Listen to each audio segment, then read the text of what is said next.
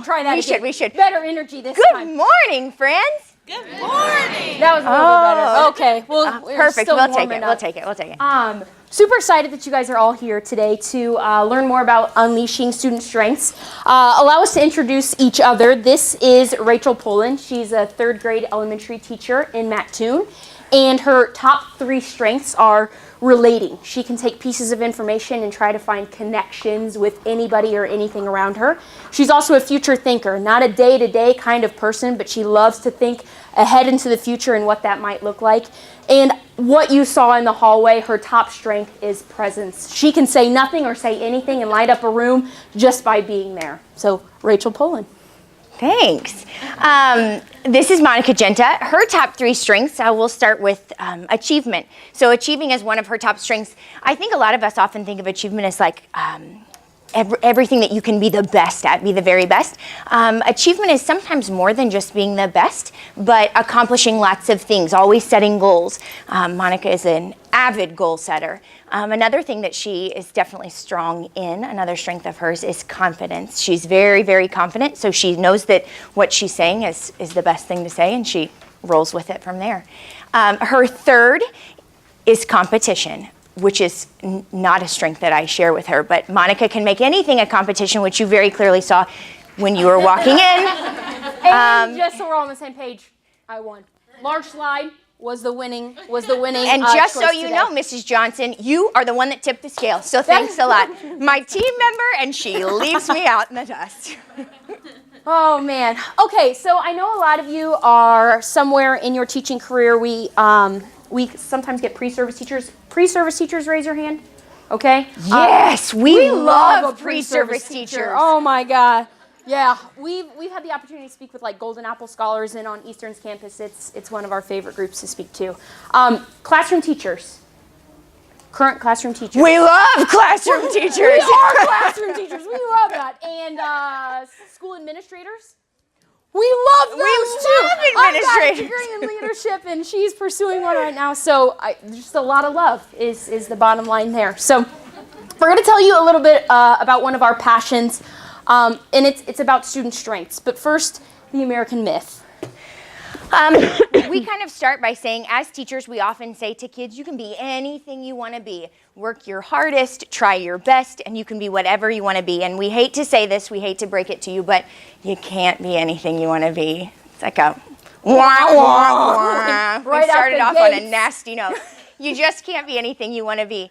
As a society, especially in education, we spend so much time focusing our attention and our efforts and our sources and funding and into things that kids are just not very good at. We see this in RTI, we see this in reading recovery, we see this in title work. You put all of this time and all this attention identifying what kids are not good at. What we don't do is say, this isn't your strength. However, all of these things are. So we have, as a society, kind of been conditioned to focus on those things that you're not so good at, rather than saying, but I'm really, really good at this.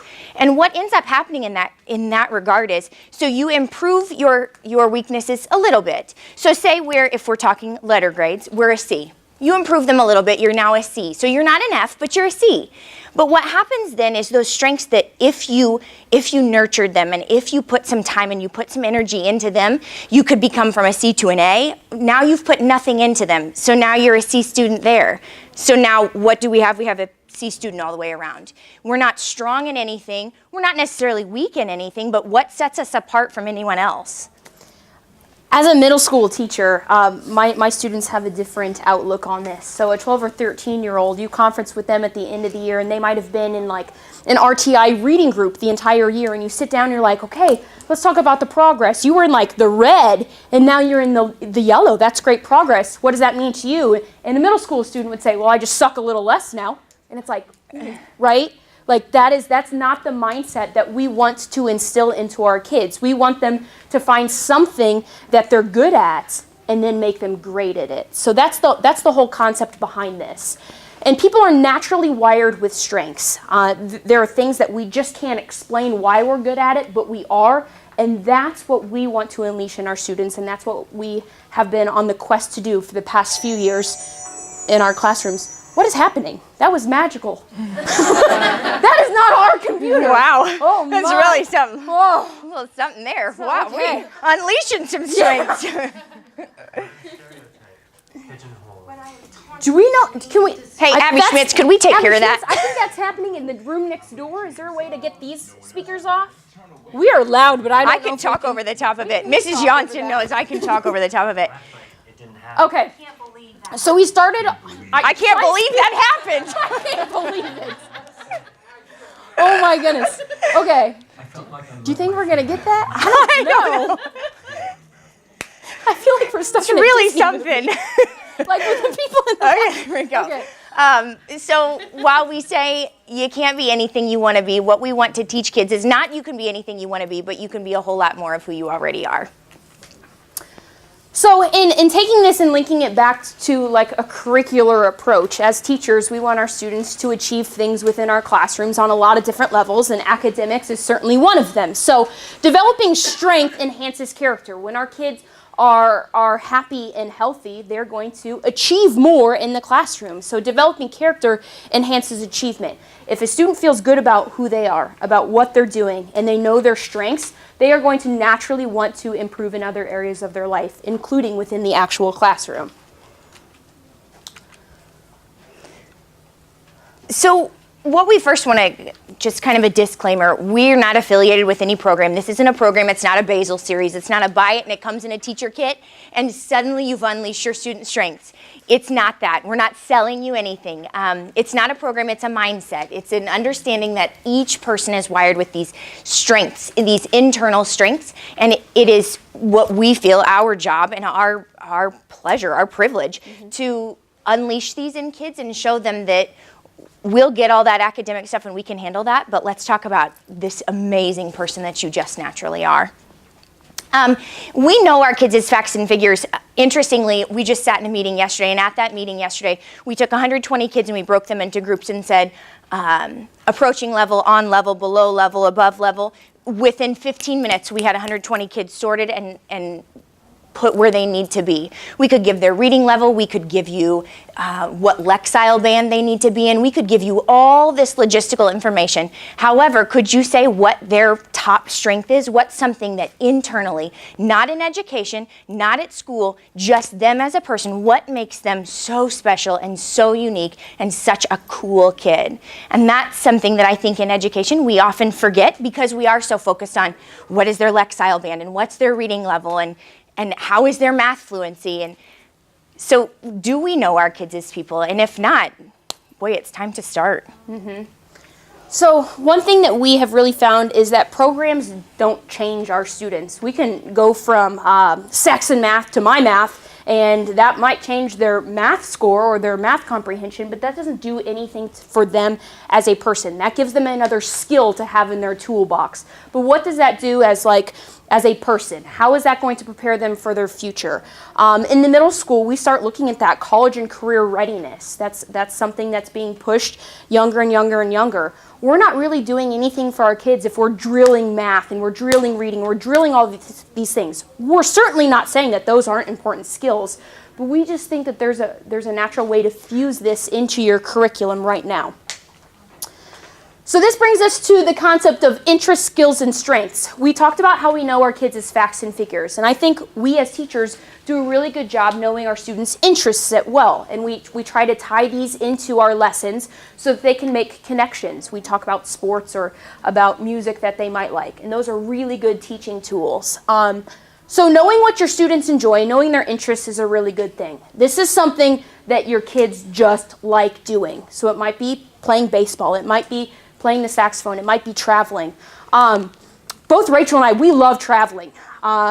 Definitely something that we enjoy. However, Rachel doesn't know north from south, doesn't know east from west. Had she driven from Mattoon to Charleston today, we would probably still be in the car. She enjoys it, but she might not be good at it. Same thing. The other day, I've got a student. I love you, but you know that's I know. just It's not very true. Not a It's skill. very true. Not a skill at all. connecting that back to the classroom, I've got students who are in band first hour, and they're developing new interests in that regard. And I've got a student who's learning the saxophone, first time he's ever picked it up, and he said, "Miss Jensen, can I bring in my saxophone and play?" And I'm like, "Yes, that's going to be awesome." And he brings it in. It's not even a detectable noise that's happening. It's like, I'm thinking, "Oh, nice, that is so good." He is horrible. I mean, he's bad. But it's totally an interest of his, so you want to build those up. So just because you're interested in it doesn't mean you're good at it, okay? A skill, however, is something that students are great at. So maybe it's math, maybe it's science, maybe we see these as exceeds kids. And sometimes we forget that just because a student is great at that doesn't mean that they love it. I've had students in my science class who've aced my class, and I'm like, "You are a genius. You are so good at science. Like, do you want to pursue a career in this?" They're like, "That's my least favorite subject." And I'm thinking, how is that possible? You are dominating my class. And I think we forget about that sometimes. Just because students are great at it doesn't mean that they necessarily like it. But this brings us to strengths. And you'll look at these two definitions, and you'll notice that they're only slightly different. A skill is what your students are great at. However, strength is what makes your students great. So these are those, maybe you would call them virtue words or character education kind of words, like dependability, relatability, the ability to discover things. We both described our top 3 strengths in the beginning. So what truly makes our students great? In this non-program, in this mindset, we say that we teach skills. As teachers, obviously, we're teaching all kinds of great skills, but within that classroom curriculum, we also need to nurture our strengths.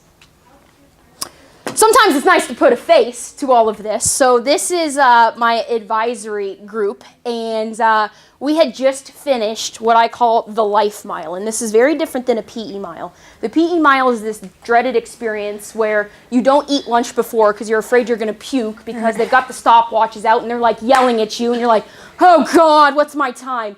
We just finished a Life Mile where we literally had a string. And every single person in my advisory class held the string, and we ran a mile together using each other's strengths throughout that, what turned out to be an 18-minute mile. We could have crawled faster than this 1 mile run, but it was amazing to see the kids holding onto this rope and connecting to each other's strengths, and kind of was one of those aha moments as a teacher, thinking like, this totally works. This picture was like the 19th picture that we took because every other one looked like this. And so, that's just, middle school teachers get it. But sometimes it's nice to have a face to all of this. So this reminds me of why I do it. And I'm sure as we continue to go through this presentation, you'll picture your own students. We use a program called the StrengthsFinder, and the StrengthsFinder is it's a Gallup poll. It's made by a man named Clifton. So Clifton made this poll, and he made one for adults that identifies 34 different strengths, and he made one for adolescents, 10 to 15 or so, and there are 10 of them. We have taken both of them, but are certainly more well-versed in the kid version. The way that this poll, this inventory works is they give you 2 scenarios.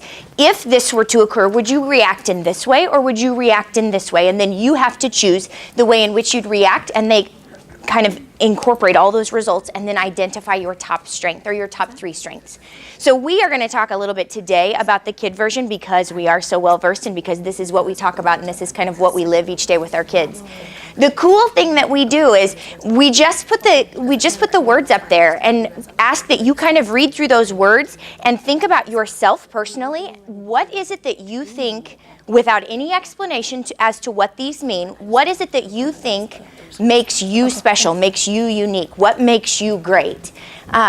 We've done a couple of these presentations, and every time we do them, someone offers up something, will give us some rationale as to why they chose one strength over another, and it's always some from a perspective that we would have never thought of. So the example that we always give is a woman sat in front and she said, well, I would be organizing. That would be my top strength. I know that. And for me, when I think of organizing, I think of everything has a place, everything has a file, everything is put away, nice and neat. She was thinking of it as an event, organize an event, delegate jobs, make sure everybody's taken care of and everything's done, being the hostess. So it's interesting to see how different people take these words and kind of make them, kind of personalize them. So we're going to give you just a minute or so and ask that you go through and identify what you think your top 3 strengths would be. No pressure. Before you do that, however, some people get tempted to fall into this, and we've seen this with our students as well. We give them a list, and what they do is they go through and they say, I'm not that, I'm not that, I'm not that, I'm not that. So the 3 left over must be my strengths. So we have very much been conditioned to think the opposite of a strength is a weakness, and that is certainly not the case. As you look at this list, all 10 of those words you're going to see in your life at some point in some situation, right? So don't look at these and be like, that's a weakness, that's a weakness, that's a weakness. We call those strengths that are actually dialed down. So you're picking the 3 that you would see most commonly throughout all situations or all scenarios in your life. So go ahead and take a minute, and this is based off of what you believe, your own self perception, not what other people would say that you would be.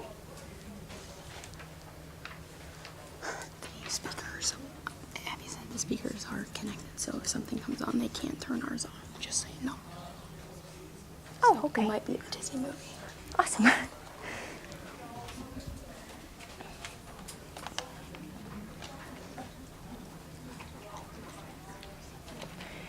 woman that is sitting in the front row in the gray chair, she is so familiar to me. Where is she from? She's familiar.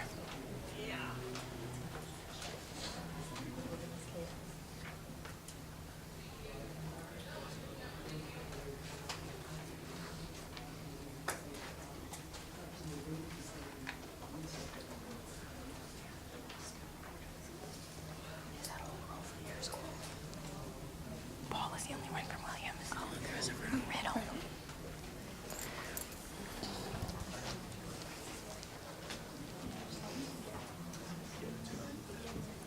Do you think we have our 3? Feeling good about it? Okay. We like to do an inventory because every single time that we've ever spoken, no matter what size the room is, there's always somebody in the room that has all 10 of these strengths. They're all represented. So just kind of by a show of hands, raise your hand if you felt like you were in the achievement category, that you are an achiever. Okay, awesome. Competing. So of the competitors? Competitors? Competitors? Competi- I kind of like competitors. I That sounds cool. Okay, who took the large slides of my competitors? Of the competitor. Yes! Well, you lost. That's like a so how double do you win. feel about that? Okay. Confidence. Your hand needs to be a whole lot higher than that. There If you we have go. confidence, it's like Okay. Yes, Right yes. here. Yes. Caring. Oh, we love this. Look at Every time. How many of you are elementary school teachers? Yes. That's adorable. All the elementary Okay. school teachers say? We often speak at middle school conferences too, and it's so funny because at a middle school conference you get middle school teachers, and it's caring, and it's like one. All these elementary teachers, it's just so lovey. That's At the nice. middle school conference, they say competition. They're all like, Yeah. yep. Future thinkers. Okay. Yeah. Dependability.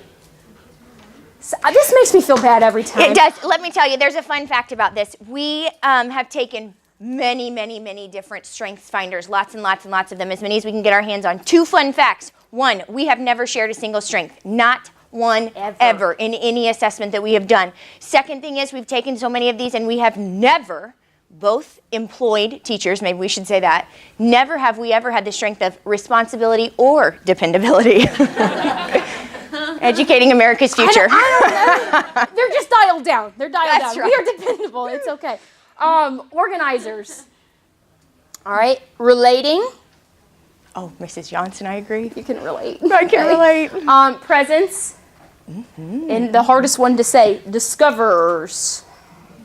We have looked at that word many times, and we do believe it is discoverer, not discovering-er. Yeah. Or discover- discoverers. Or competers. Yeah. Aye. Okay, so going about this, there's, I feel like this is actually now a really good time to bring this book up. So there's this book that's called Teach with Your Strengths. We call it the Apple book because people always ask who the author is, and we're like, just get on Amazon. It's got an apple on the cover. It's kind of like this. Now, when we laugh, this is a side note too. Yeah. We've been to lots and lots of conferences, and at every conference, every presentation we sit through, they always say, "Oh, just Google it." I'm like, how much "Oh, are they just paying these people Google to it." just And say I think, Google it? golly. Jeepers. So just go ahead and Google If you it. Google this. But anyways, so like right now you guys are identifying your strengths. And later on we'll talk about how you can actually systematically do that using the Gallup poll. But there's a book called Teach with Your Strengths that breaks down all of these strengths and says how you can use it as a teacher in your classroom. So you're not just identifying them in your students, but you're also figuring out what your strengths are and how you can use those to your advantage in like an educational setting. It is incredible. Like we've each read it and highlighted it, and I've got her strengths highlighted and she's got mine. It's a worthy read for sure. I'm curious, we didn't really ask, what if you identified one of these things as your top strength, do you mind? Like, share. Anybody? Anybody brave enough to share? Now, where were all those confident Where are the people? You should popsicle feel sticks? very secure. Where are the popsicle I'll sticks get my now? can out and draw. Taking the strengths quest. Yes! I Yes! put dependability, which is responsibility there. And Uh-huh. the reason why that was one of my top strengths because it's like being a woman or a man of your word. And so it will kill you if you say, if I tell you I'm going to do this for you, I'm going to get it done by such and such. And so I will try my best effort to get it done. So whenever you or anyone asks me to do something, you can depend on me to get it done. That's awesome. Many companies and universities use this as a business tool so that they understand like how their employees function and how they can work together for groupings. Is that a thing on Eastern's campus? Well, I'm new here, but I did it in grad school, but it was for training. Okay. That's So smart. Yeah. Yeah. Yeah. Okay. Anybody else have one that they want to identify and explain like, here's why I chose it for me? Yes, please. Thank you. I wrote future thinking because I'm constantly just thinking about what I want to do, like not tomorrow, but like in the future, like a year or two from now, and how I'm going to achieve it, and how I'm going to get there, and how I'm going to better myself when I'm there. So did you identify achievement as one of yours as well? Nope. No, that's interesting. It's really neat how they're all kind of woven in and how people would pick theirs. And then you take the Gallup poll and see like, these are all your perceptions on paper just by looking at the words. It's very interesting if you actually take the Gallup poll to see in a systematic way if the strengths that you thought you were going to have are actually the ones that data says that you possess. Really interesting. All right. So we want to talk a little bit how this has changed our classroom culture by infusing this into our pre-existing lessons and what we're already doing. It has certainly created quite the family dynamic. See what I did there? Family? Eh? Nope. Mrs. Johnson, she notices. She's got teenage boys. She knows. I got text lingo, Illy, I love you, family. No, still not there. I didn't know it either. I didn't know it either. College kids That's get it. 'cause This 8-year-olds is a don't do thing. that. My dad even told me this morning, ILY2, because I said I love you, and he put Illy2 in a text message. My dad is so hipster, I guess. I don't know. But anyways, it has totally changed the dynamics in our classroom. In my first hour advisory, I have about 15 kids who are all over the spectrum. I've got students who are musically inclined. I've got kids who are on sports teams. I've got kids who don't know any of their interests, skills, or strengths. They're just kind of, I guess you could call them like a floater. They're just going day to day through life. And so it's really interesting to get these kids with totally different backgrounds, totally different interests, skills, strengths, levels of achievement into one room and go and run a mile together holding onto a piece of string and then come back and talk about how it was the best mile that they've ever run in their entire life. That is a crazy thing, especially amongst adolescents who are really uncomfortable in their own skin, to be hanging out with people who don't have the same skills or strengths as them, but to like feel loved by their peers. That's a huge thing that we've seen. Something that in my classroom, it's I teach third grade. Certainly a younger demographic, but something that we talk about often is that we're a family. So you don't have to like each other all the time. Sometimes you don't like your brother, and it's okay. It's okay, you don't like him, but no matter what he does, no matter how mad you are, you still love him, and you would still take care of him, and you would still stand up for him, and you still appreciate him for the things that make him special and make him unique and make him your brother. It's like that in our classroom, and I say often, like, we're a family. We're a family. So like each other or not, you don't have to be best friends. No one says you have to be best friends, but you do have to have this mutual respect for one another. You always say that you don't have to like each other, but you have to love each other. And I'm like, that's adorable. I'm going to try that in my class. And the kids are like, that's just weird. I don't love her. It's like, never mind. Okay. But again, I think that's recognition and appreciation of how it works in a third grade classroom versus a middle school classroom. It's really neat to listen to the kids have dialogue with each other at the cafeteria table or at recess, and how once they've started to understand what their strengths are, they're finding them in each other. They're constantly being like, oh, I know why you did that. It's because you're a competitor, so you really wanted to win. Or, oh, I know why you did that, because you're so caring. You've got a really good heart. And they're using the strength language in their natural, like, everyday lives. And it's really cool to see not only are they recognizing that, but they're taking it to the next level and appreciating their peers for more than just, like, the sweet clothes they're wearing to school. I share at these presentations that our principal came into my classroom last year, and he came in and he said, "Hi guys," and started talking to the kids about something, and one of the little girls went up to him and said, "Mr. Molesky, I could totally see your presence when you said that." And I thought, oh, how adorable is she, 8 years old, and she says, "I love your presence, Mr. Molesky." And he's thinking like, good for you, kid. He has no idea what that means. He hasn't taken the Strengths Finder. But to see them use that vocabulary with each other, and for them to have like the nerve, the guts to say to the guy that they think like nobody tells Mr. Molesky what to do, for them to say to him, "You have great presence," is a really, really neat thing. Mm-hmm. It also works as far as staffing is concerned. We were talking to a group of teachers last week, and at that presentation, they started kind of identifying the strengths in colleagues and saying, and we talked about how it kind of shines a new light on it. As teachers, we, for the most part, believe in teacher autonomy. So you and I might teach the very same lesson, but I'm not going to do it the same way that you do it. And it's effective the way that you do it, and it's effective the way I do it, but we're not going to do it the same. So it becomes this appreciation from student to student, and also becomes this appreciation teacher to teacher. Like, you're using your strengths to teach that lesson, and that's awesome. Could I do it that way? No, never, never. But I can appreciate that you can, and you can appreciate that I do it in a very different way. So this strengths language it creates an interesting dynamic. Which is a perfect segue into this idea of a complementary partnership. In the strength language, what that is people working together in a close relationship that don't have any common strengths. So it's kind of a perfect example for Rachel and I. People who work in our school district look at us and think, I don't get it. Like, how are you two best friends? How do you guys do all of this stuff together? And as we started exploring it, it's truly because we have none of the same strengths. What makes her so great is not something that I have, and vice versa. So when you pair up, it's kind of like this ultimate power pair together.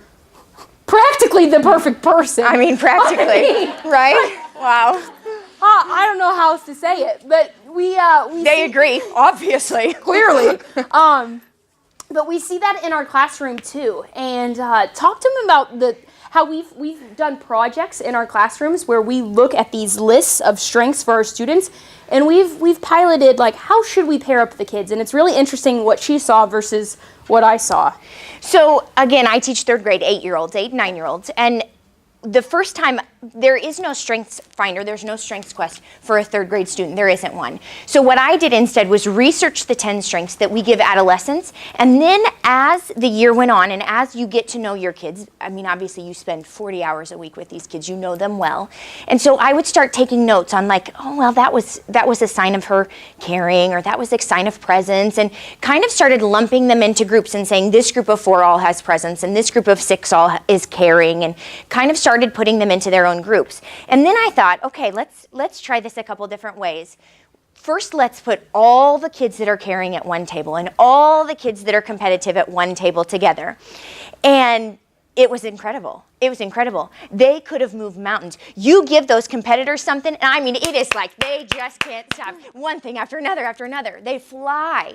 So then I thought, okay, they understand the strengths language. We've talked about it with each other. They're familiar with it. Let's mix all the groups up, and then they'll become like the perfect table. Wrong. It was like fireworks.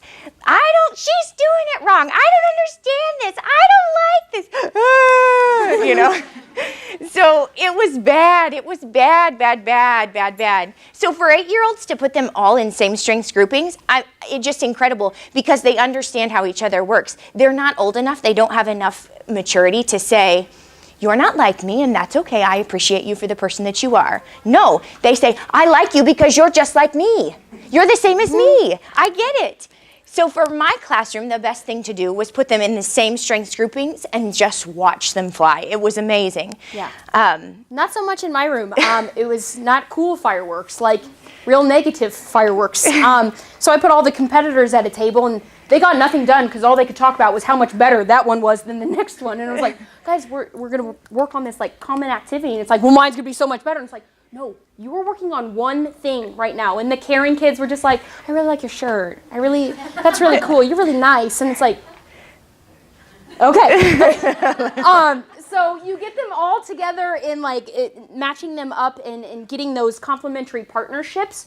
Oh my gosh, then stuff started happening because they know what they're good at, and they're able to divide the project, and they're able to communicate on a better level. So it's interesting to see at the different age groups and the levels of maturity how different the groupings can work, but how they're so advantageous either way. So that's the versatile grouping. And one thing that we found is this is kind of almost at this point in time like a secret society in our schools.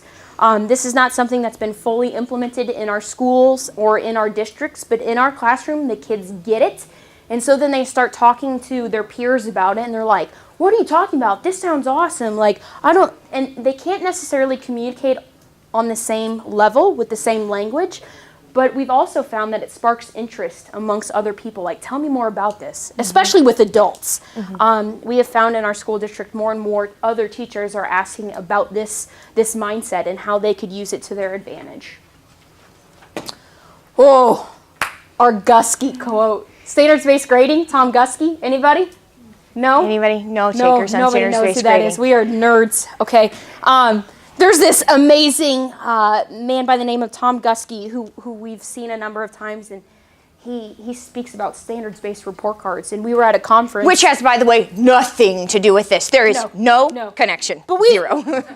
Sorry, that is a broken connection. It is broken connection, very much so. But he said this in one of his presentations, if you change the experience, the attitude will follow. And I think that can be applied to anything. But we have totally seen this within strengths.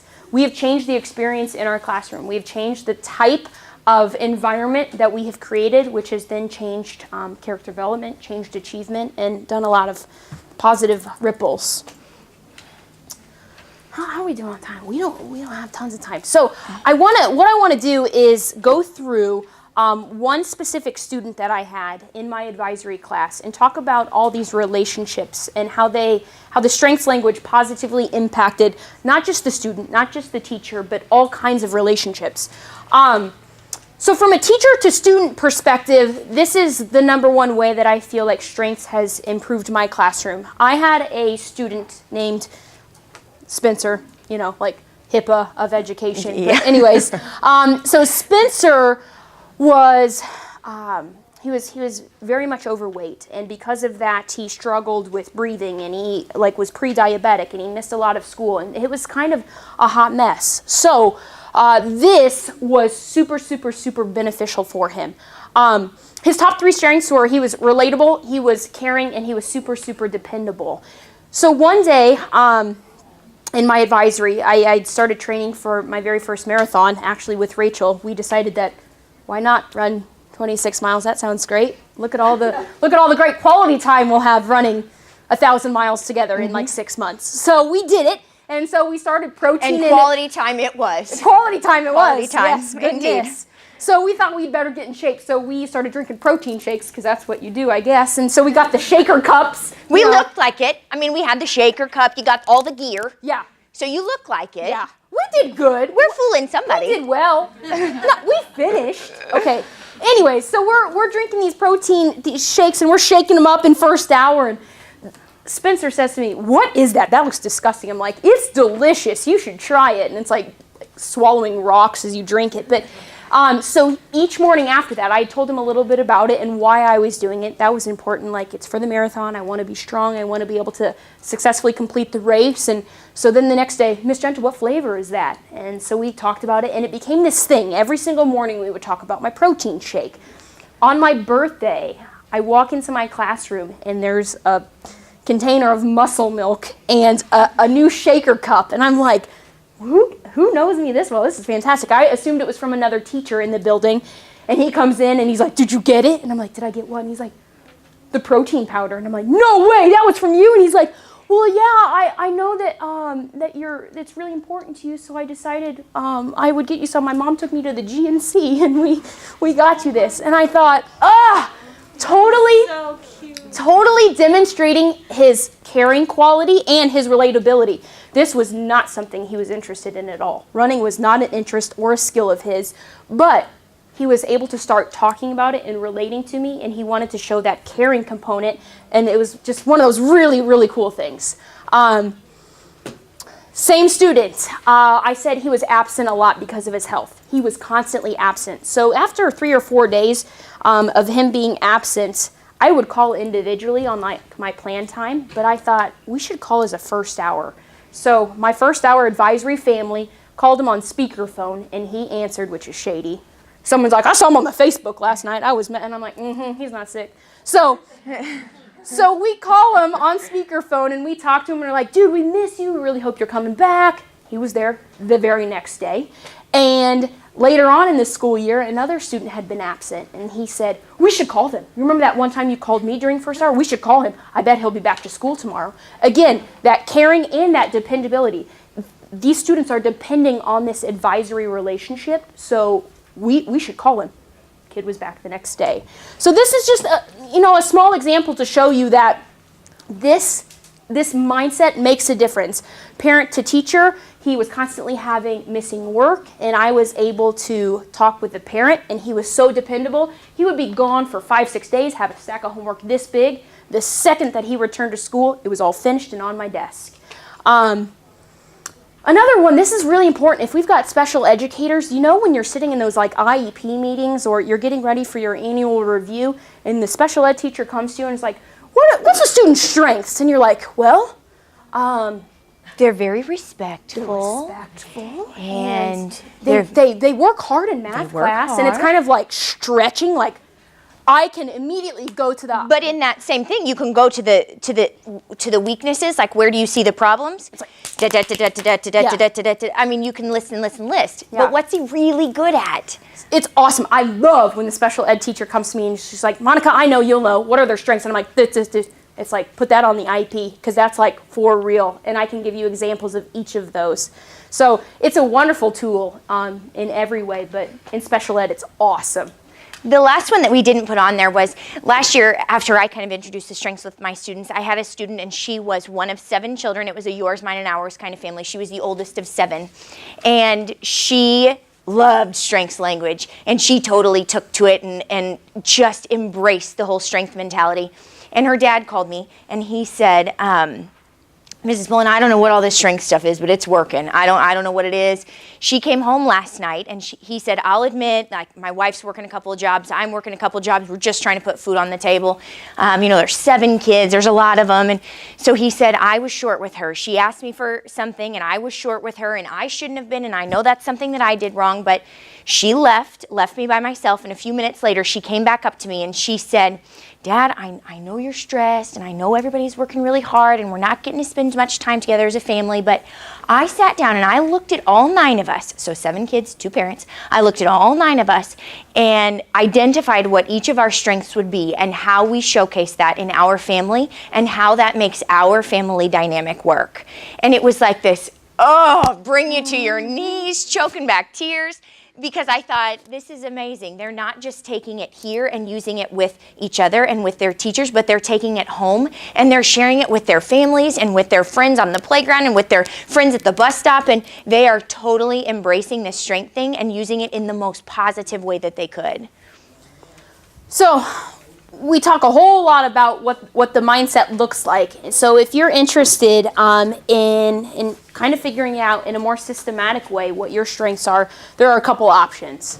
We will tell you, we are the most familiar with the Clifton Strengths Finder, and the Apple book, the one that you can Google, that one uses the Clifton Strengths Finder. Nice thing about that Apple book is at the back of the book, it will have a code for you to take the Strengths you get Finder. a free one-time use. Let us be clear, free with purchase. I mean, you got Well- to purchase the book. We'll call it a perk. A perk, Yes. a bonus. A bonus. That strengths code will come at the back, and you can go online, enter the code, which is a one-time code, enter that code and take the Strengths Finder, and you will get all the results that we kind of spoke about today, this morning. Another one. Side note, can we just say this? Because this is really cool. I feel like we should say this. We have a conference call with Clifton on Monday. So we have been doing this now for like a couple years, and at no point in time have we ever talked to actual like Clifton. And so we're gonna chat with them on Monday and just tell them all about this cool stuff. So in a half an hour. So I'm going to have to zip it up a little bit. The other one that we have tried and have seen some pretty similar results. Any Strengths Finder that you take, and there are lots of them, any that you take are going to have the same, or I shouldn't say the same, but similar categories. But for example, they might say responsibility, and on the Clifton it says dependability. So there's many similarities between them. But this VIA, this one is free. It's free online, so you can go online. It breaks it into virtues and then categories within the virtues. It's going to give you a similar amount of information, and we can't speak much to it because we're so familiar with the Clifton Strengths Finder. So, but the perk of that one is for free. It's for free, which is nice. Yeah. Which is very nice. We've got a couple minutes for questions. I'm going to multitask if you want to monitor questions. These are evaluation tools. Where's our facilitator? Do we know what we do with these? Do they? Ariel. Do you collect these? Do they collect these in a box? Okay. Okay, sounds great. Real quick, we will take any questions that you have, any comments. We've really enjoyed this. Yeah. So then do you spend time teaching about the strengths? Yeah. How long does it take to really get them? In my classroom, so third grade, because now she would just give the profiler. Because I teach elementary and they don't have one for that, I have chosen specific books for each strength. So if you Google like bullying, you'll get 17,000 children's books hits. So what I've done is gone through those and kind of highlighted characters that show the strength of dependability, or showcase the strength of caring, or showcase this strength or that strength. And I read those to the kids and kind of talk about that person and that perspective and how is that strength kind of shining through in them, and that's how I explain it to them. We also do what's called Strength Olympics, where all the strengths are represented in an event, and so each of the kids have a chance to really excel at one of the Olympic events. Yeah, very fun. Questions? Any other questions? We have contact information if you process all of this and you see it laying on your desk at school 2 weeks from now, in a folder that you put in your filing cabinet, and you're like, ooh, I feel compelled to learn a little bit more. We've got contact information. You can shoot us an email or something like that. We would love to talk to you more about this, especially those pre-service teachers. If you need to, Oh, no. And you current teachers. I'm just saying, you guys have lots of seminars. Yeah, I'm just saying. I got one of those. Friends, Jeepers. we have a lot of love for you all. So if you'd like to email us, we'll take those too. Rachel didn't remember her no, cards. I never Not a do. real Just email dependable her. thing, but I got mine. So I'm good at I answering always emails forget that. anyways. Yeah, I don't do that well. If you want to, whenever you're finished with that, I guess she'll take them. Ariel, our like favorite the mermaid, princess. but spelled differently. She's gonna collect those out there. We've got contact cards if you guys want. We really appreciate you being here. Enjoy the rest of the conference and have a great Friday. Thank you so much. Thank you. Thank you.